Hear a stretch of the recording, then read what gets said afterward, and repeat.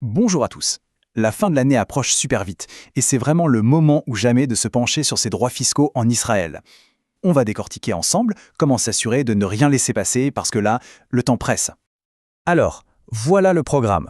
On commence avec l'urgence de cette course de fin d'année. Ensuite, on verra les droits clés pour les salariés, puis quelques astuces pour les indépendants. On parlera aussi de l'importance de la situation personnelle. Et on finira sur un rappel, c'est la dernière chance d'agir. Allez, on y va? Bon, on entre dans le vif du sujet. La course de fin d'année. C'est un peu toujours la même histoire, non? Arrivé en novembre, décembre, c'est le sprint final. Une vraie course contre la montre pour ne pas passer à côté d'économies qui peuvent être importantes. La question est posée, est-ce que de l'argent est laissé au fisc israélien? Ça peut paraître un peu direct, mais c'est une question cruciale. Parce que bien souvent, sans même s'en rendre compte, beaucoup de gens oublient de réclamer certains droits. Résultat, de l'argent reste sur la table. L'idée ici, c'est justement d'éviter ça. Et c'est là que ça devient sérieux. Beaucoup de ces droits, ils ont une date d'expiration, le 31 décembre. Une fois cette date passée, c'est terminé. L'opportunité est perdue pour l'année qui vient de s'écouler. C'est pour ça qu'on dit que chaque jour compte, vraiment. Maintenant, focus sur une catégorie bien précise, les salariés. Quand on est employé, il y a pas mal de mécanismes pour, disons, maximiser son salaire net. Mais le mot d'ordre, c'est la réactivité. Il faut agir vite. Premier point super important à vérifier, le Ma'anak Avoda. C'est un nom à retenir. Pourquoi? Parce que pour les personnes qui y ont droit, ça peut vraiment représenter un montant intéressant. Alors, le Ma'anak Avoda, qu'est-ce que c'est, concrètement? Il faut le voir comme une sorte d'impôt sur le revenu négatif. En fait, c'est une subvention, un coup de pouce de l'État pour les travailleurs à faible revenu, qu'ils soient salariés ou indépendants. Et attention, ce n'est pas un remboursement d'impôt, c'est bien une aide directe. Et là, il faut bien regarder les dates. C'est là qu'on voit l'urgence. Pour l'année 2020, la date limite, c'est le 31 décembre 2021. On peut le faire à la poste ou en ligne. Mais il y a un mais. Pour l'année 2019, la date limite est la même, mais la procédure est différente, plus spéciale. Il faut passer par l'administration fiscale. Autant dire que c'est la toute dernière ligne droite. Autre point à creuser, a-t-on payé trop d'impôts ou de cotisations sociales? C'est une situation beaucoup plus fréquente qu'on ne le pense.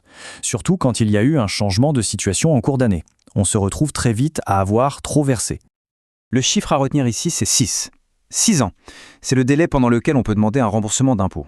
Ça laisse de la marge, c'est vrai, mais ça veut aussi dire qu'à la fin de cette année, fin 2021, la fenêtre pour réclamer un trop-perçu pour 2015 se fermera. Et là, c'est définitif. Un autre levier, et pas des moindres pour les salariés, c'est l'épargne retraite. On peut cotiser de son côté, de manière indépendante. Ça, c'est super malin pour aller chercher un avantage fiscal sur des revenus comme les primes ou les heures sup. On peut aussi tout simplement demander à son employeur de monter le taux de cotisation à 7%.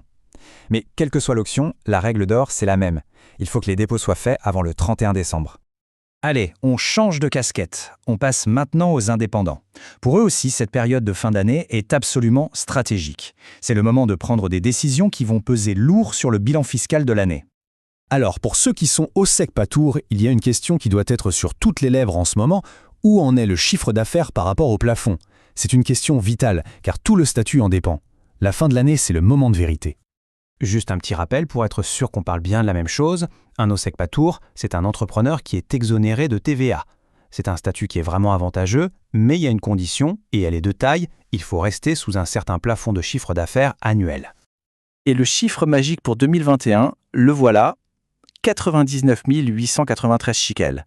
Si le chiffre d'affaires s'approche de ce plafond, il existe une astuce assez simple. Il s'agit de reporter l'encaissement de certaines factures au début de l'année suivante. Le but? Passer sous la barre et comme ça conserver son statut pour l'année d'après. Un autre outil super puissant pour les indépendants, le Keren Ishtalmut. Le principe est simple, on dépose une certaine somme avant la fin de l'année, jusqu'à 18 480 shekels, et les avantages sont doubles. D'un côté, une réduction d'impôt sur le revenu. De l'autre, une exonération de l'impôt sur les plus-values. C'est un combo gagnant. Bon, maintenant, on va aborder un sujet qui, lui, concerne absolument tout le monde, qu'on soit salarié ou indépendant. C'est l'impact de la situation personnelle. Parce que oui, les grands événements de la vie, ça a des conséquences fiscales et il faut vraiment y penser à temps.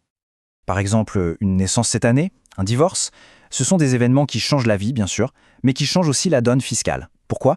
Parce qu'ils ouvrent droit à des points de crédit d'impôt. Et ça peut vraiment faire baisser la note finale.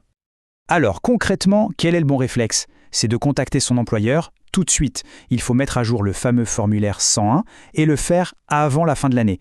J'insiste là-dessus parce que c'est super important. Cette mise à jour ne peut pas se faire rétroactivement l'année d'après. Si on rate le coche, la procédure devient beaucoup plus compliquée. Un autre scénario, et celui-là est très fréquent, c'est le changement d'emploi en cours d'année ou une période de chômage. Forcément, ces variations de revenus, ça vient perturber le calcul de l'impôt qui est fait chaque mois. Et l'explication, elle est assez simple. L'impôt est progressif. Il est prélevé chaque mois comme si le salaire allait être le même toute l'année. Donc dès qu'il y a un changement, un nouveau job, du chômage, le calcul est faussé. Et quasi systématiquement, on se retrouve à avoir payé trop d'impôts. La bonne nouvelle dans tout ça, c'est que là par contre, on peut demander un remboursement l'année suivante. On arrive au bout de ce tour d'horizon et s'il y a une chose à retenir, c'est que le temps presse. Vraiment. Le compte à rebours est enclenché, il faut passer à l'action. Cette citation, elle dit tout. Le mot « attention » en majuscule, il est là pour une bonne raison. On parle bien de la dernière chance de profiter de certains droits. C'est maintenant, ou pour certains cas, c'est tout simplement jamais. Il n'y aura pas de rattrapage en janvier. Donc pour finir, la vraie question à se poser, c'est parmi tout ce qu'on vient de voir, Manaka Voda, remboursement d'impôts, épargne retraite, mise à jour de sa situation personnelle, quelle est la chose à faire, là, maintenant, pour ne pas avoir de regrets? Quelle est l'action prioritaire à lancer avant la date limite? Le temps est vraiment compté.